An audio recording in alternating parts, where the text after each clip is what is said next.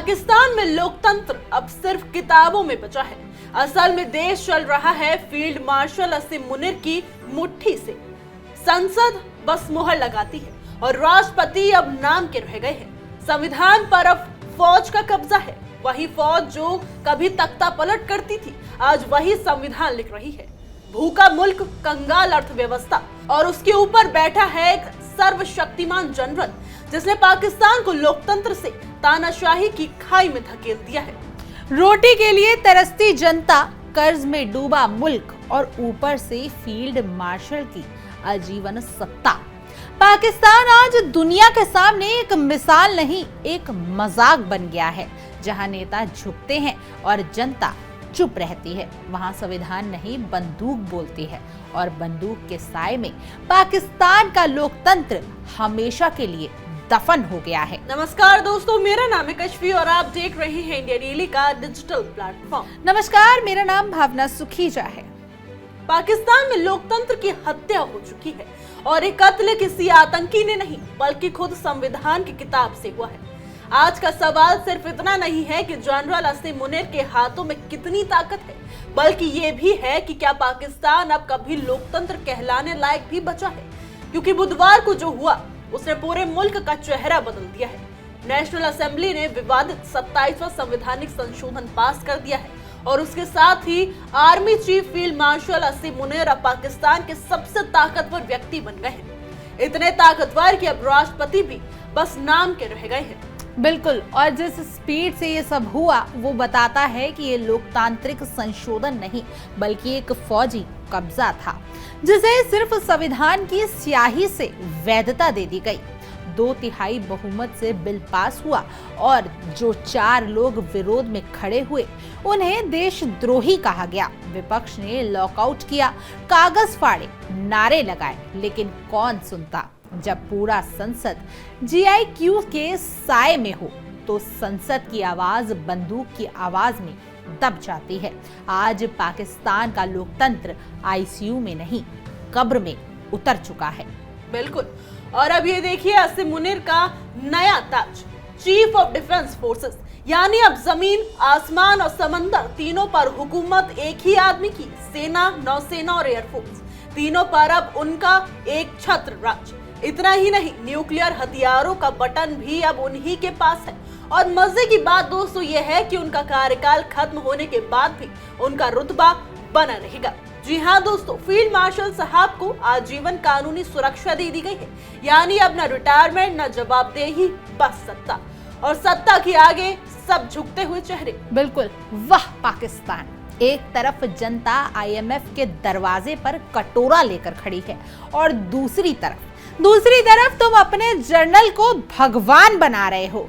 ये वही मुल्क है जहां रोटी सब्सिडी पे मिलती है, लेकिन सेना को पावर बिना वोट के मिल जाती है। प्रधानमंत्री शहबाज शरीफ कह रहे हैं कि ये कदम संस्थागत तालमेल और राष्ट्रीय एकता के लिए है। एकता या सत्ता की साझेदारी, क्योंकि अब तो हालात ऐसे हैं कि प्रधानमंत्री की कुर्सी GHQ से मंजूर होती है और संविधान की हर लाइन फील्ड मार्शल की मर्जी से लिखी जाती है। अब दोस्तों जरा ये सोच के देखिए, कभी पाकिस्तान कहा करता था कि हम भी लोकतांत्रिक हैं। आज वही पाकिस्तान अपनी संसद को सेना की बैरक में तब्दील कर चुका है। राष्ट्रपति आसिफ अली जरदारी अब सिर्फ एक साइन करने वाली मशीन रह गए हैं, क्योंकि उन्हें जो फाइल मिलती है वो पहले से ही GHQ में क्लियर होती है। देश की संसद अब डेमोक्रेसी से नहीं, डिक्टेटरशिप का थिएटर बन चुकी है। हर फैसला जनरल की मर्जी से, हर शब्द फील्ड मार्शल की नजर से, और जो बोले वो देशद्रोही, जो झुके वो देशभक्त। देखिए जरा पाकिस्तान का हाल। लेकिन असली वार संविधान पर नहीं, न्यायपालिका पर किया गया। नया संशोधन कहता है कि अब संवैधानिक मामले की सुनवाई सुप्रीम कोर्ट नहीं करेगी बल्कि एक नई फेडरल कॉन्स्टिट्यूशन कोर्ट करेगी, जिसके जज सुनेंगे वही सरकार जो खुद सेना के इशारे पर चल रही है। यानी अब फैसले अदालत में नहीं बल्कि फील्ड मार्शल के ऑफिस में होंगे। कानूनी विशेषज्ञ मिर्जा मोइज बेग ने कहा है, ये पाकिस्तान की स्वतंत्र न्यायपालिका की मौत की घंटी है। और सच कहें तो वो घंटी नहीं, लोकतंत्र की आखिरी सांस है। बिल्कुल, कभी इस्लामाबाद के गलियारों में संविधान की बातें होती थी, आज वही फौजी सलामी की गूंज है। कभी कहा जाता था कि जनता मालिक है, अब कहा जाता है कि जनरल मालिक है। पाकिस्तान का लोकतंत्र अब नारा नहीं, मजाक बन चुका है। वो देश जो भारत की बराबरी का सपना देखता था, वो अब अपने ही संविधान से बराबरी नहीं कर पा रहा।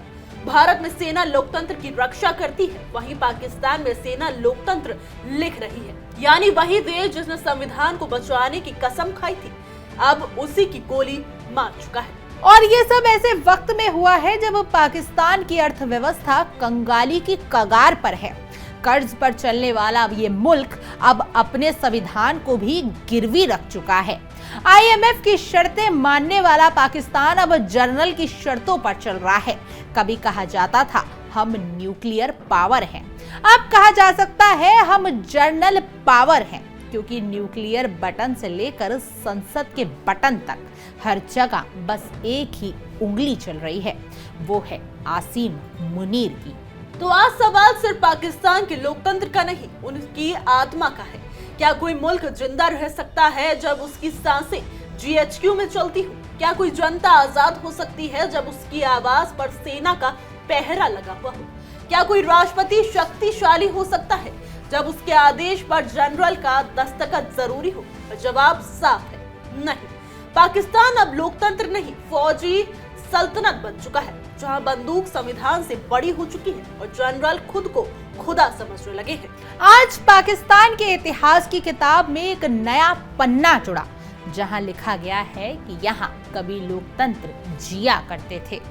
जब तक जनरल नहीं आया था, अब वो देश जो खुद को नया पाकिस्तान कहता था, वो अब खुद को जर्नलिस्तान बना चुका है। जहां बंदूक चलती थी, जहां बंदूक चलती है संविधान नहीं, जहां नेता झुकते हैं और जनता चुप रहती है। और यही है पाकिस्तान की असली पहचान, कंगाल जेब मगर अहंकारी फौज। बिल्कुल, पाकिस्तान में आज संविधान नहीं, जनरल राज कर रहा है। और जब बंदूकें संविधान लिखने लगी तो लोकतंत्र सिर्फ इतिहास की कहानी बन जाता है। फिलहाल के लिए हमारी आज की रिपोर्ट में बस इतना ही। आपका क्या कहना है इस मुद्दे पर, हमें कमेंट करके जरूर बताइएगा। और देश और दुनिया की तमाम खबरों के लिए देखते रहिए इंडिया डेली का डिजिटल प्लेटफॉर्म और जुड़े रहिए हमारी खास पेशकश के साथ, तहकीकात हर खबर की तह तक।